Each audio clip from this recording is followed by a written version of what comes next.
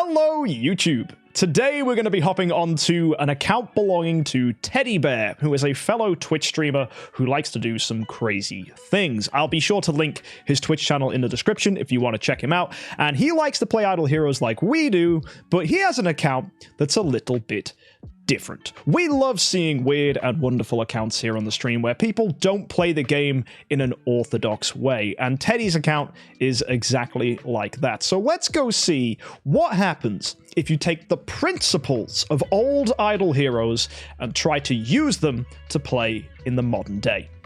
We have Teddy's level 263 VIP 6 account with a whopping 28,000 gems and 3.1 billion gold. Isn't that beautiful? His heroes are as follows. We have a Tree of Origin 1 Arania, a Tree of Origin 1 Andrea, we have a Vesa, another Andrea, a Russell, a Belrain, 3 Gurks, an Ignis, and yep, you see it right, that is 6 E5 Scaries. Now there's one problem with Scary. Scary can't be imprinted, and that is disappointing, but this account is absolutely incredible. So the theme was always a scary army. Teddy was going to build this from the very beginning. Back in the olden days of Idle Heroes, even Barry's first ever videos featured teams of multiple Scaries. The reason this works is because Scary has lightning marks.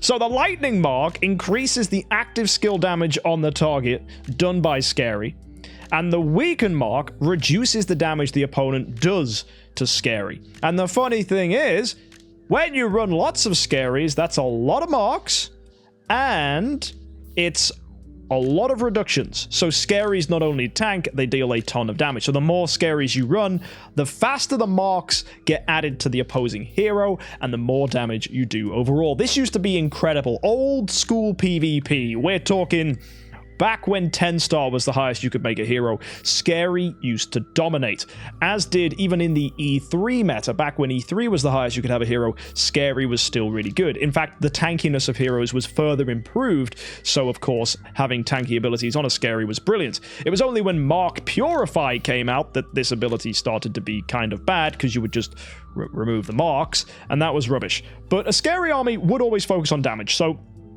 it was not unusual to see Scaries with Punishers of Immortal, sometimes with Antlers Cane, anything that it could increase the damage Scaries were doing. Heck, even Demon Bells, if you could, were pretty decent, but generally, the more Punishers you had, the more damage your Scaries did. Melodic Strings didn't exist back then, even Golden Crown didn't exist back then, so it was pretty much Punisher or nothing.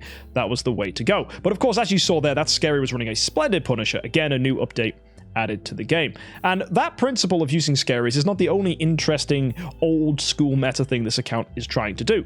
Gurk as well is a fun hero, as he gives allies holy damage, which is really, really cool, and whenever he gets hit, he also increases his own holy damage and is able to heal himself. So it's really, really cool that he's able to do that, and that used to be really strong back in the day as well. That was called a reactive hero. They would get hit, and they would be able to buff themselves up and up and up and up with all that holy damage, and then Gurk would stomp, and as well would improve your damage in PvE game modes against bosses, because he would improve your holy damage. In fact, when Garuda came out, Gurk plus Garuda was a legitimate strategy. So that was a heck of a lot of fun.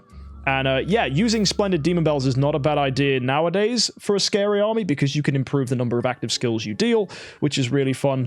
And as you can see, there are newer heroes that have come out that are augmenting this kind of playstyle. So we've got Andreas here, which are no doubt helping the Gurks out in Seal Land, so this is really cool to see. So we've got a Maugustus Magic Ball to keep you there, and Andrea, of course, improves your defenses and improves your holy damage, so this is a really, really cool hero to run. We've got Fairy Queen Vesa, just a really solid addition, good support, nice shields, and then another Andrea for twice as many buffs. On top of that, Arania, really interesting. I'm assuming that the Arania used in Abyss Seal Land is your strategy that you're going for at the moment. And how's that been working, Teddy?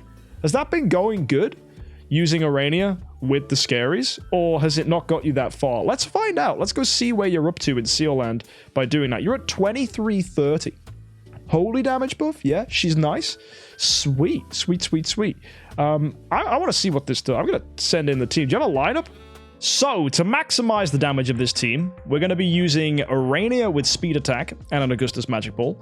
We're going to go ahead and run a Scary with a Punisher of Immortal. We're also going to run one with a Demon Bell. We're going to run another one with a Demon Bell. Let's pop that in there for him. And this next one here, your speed HP, you can get a Demon Bell too. Are these all speed HP? Oh, they are. Oh, apart from that one on the end, which is kind of poop. Okay. And we probably want to go with this one. I see this one's speed crit. Yeah, let's go with the speedy boys. Let's use those. So put you on, put that there. And then this one here. Ooh, okay. You're going to have to take no armor, which is a shame, but hopefully that'll be enough. I don't know if they're going to be fast enough. We shall see. What's better as well? The C? Oh, wow. You got a B- on that one's attack. That one's interesting for attack. Is that better than that one? Oh, it is. That's really funny. Okay, so let's go ahead and put this team in and see what happens. We're also going to be using an Ignis with a golden crown. So this will be fun. So we got one Punisher Scary. The others are there for support. Don't know if this is going to work.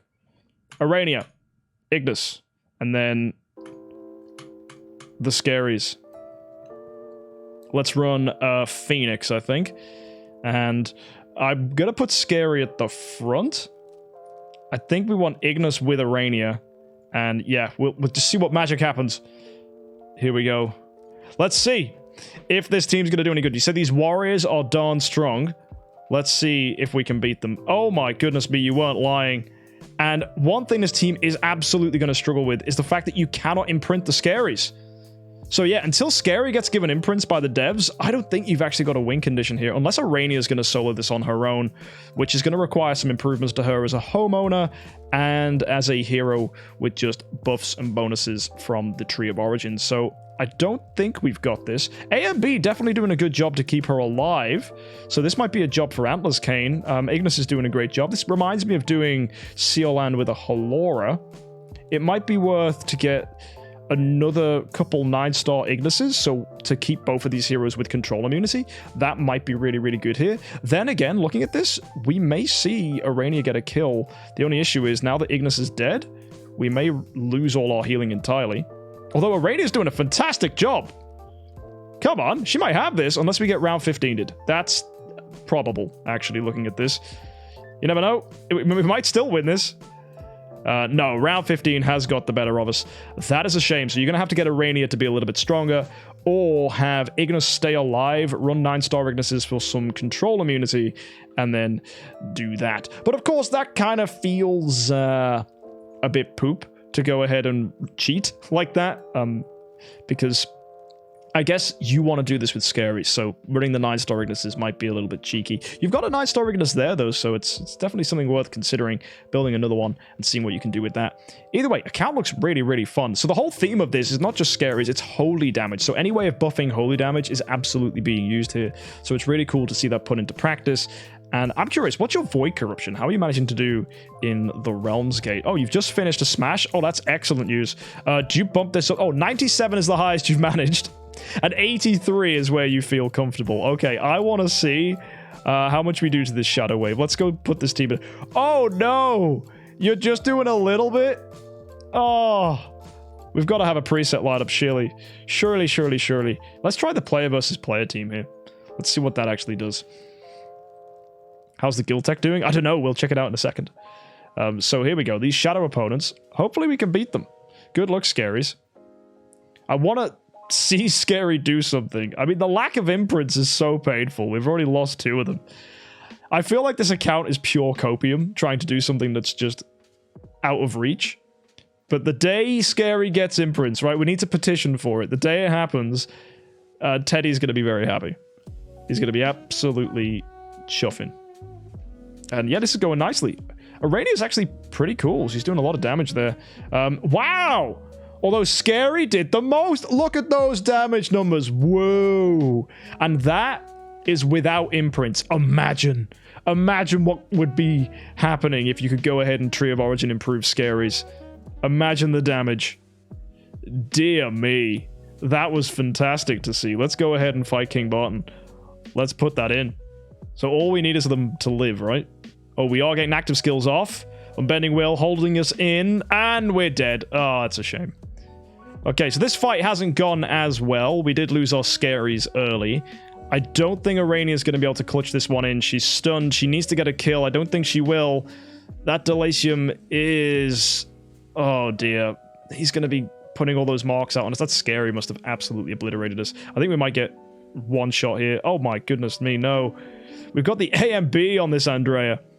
It's doing a great job. Andrea, you're holding in there.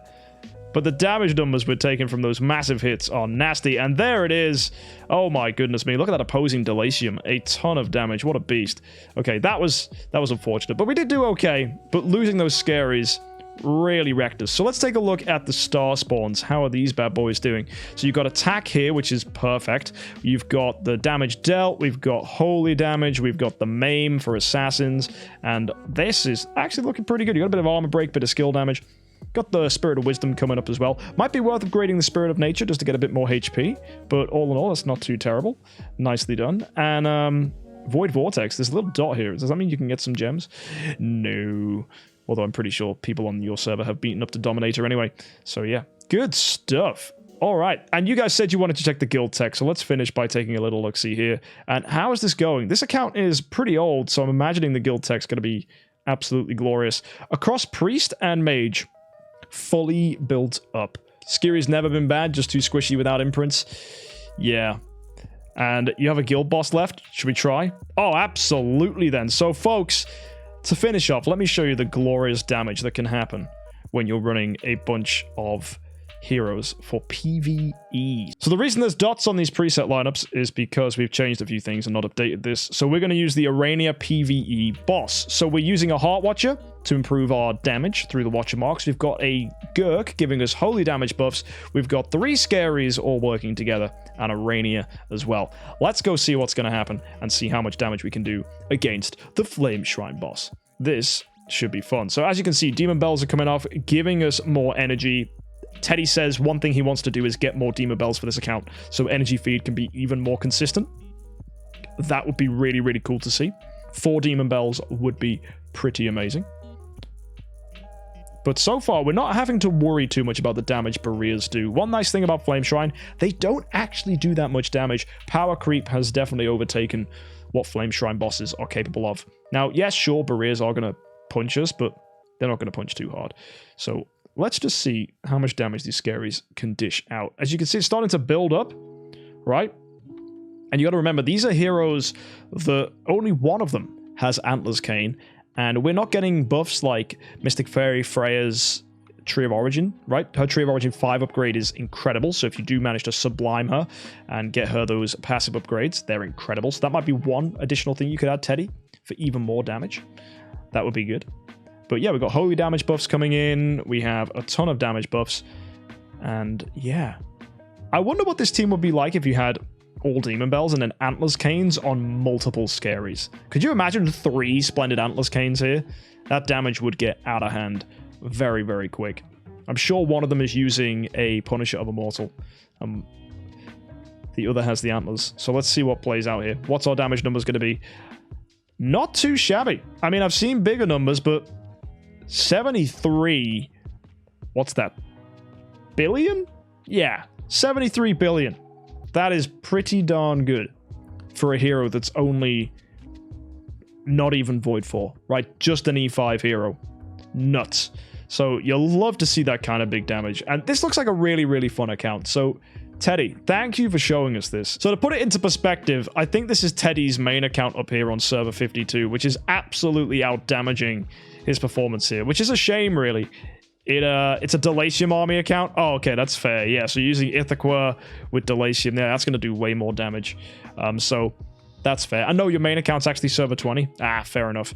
But yeah, that makes sense. So there are strategies here that are going to be better than Scaries. Don't ever think for a moment that this is the most optimal way to play the game. It really isn't. And I've known through conversations with Teddy that trying to get the Scary army to do a lot of things like Abyss Seal and like endgame content like that is really, really, really difficult. because you just don't have the imprints and you don't have the power to back them up. So maybe one day Scary can get imprinted, but until then, this account is going to struggle a tiny bit. But either way, thank you so much, Teddy, for showing us this. It was really fun to put things into practice and show people that there are ways of playing this game that are a little bit more interesting than, you know, playing traditionally. Let me know how it goes. Let me know if there are moments when you get some more damage out, and if there is an imprint added to Scary, I would love to come back and see how your account is doing afterwards. Either way, thank you, Teddy. If you guys want to check accounts like this or get more account reviews, join us at twitch.tv/MKxJUMP, and don't forget to hit that subscribe button. I'll see you next time, and happy idling.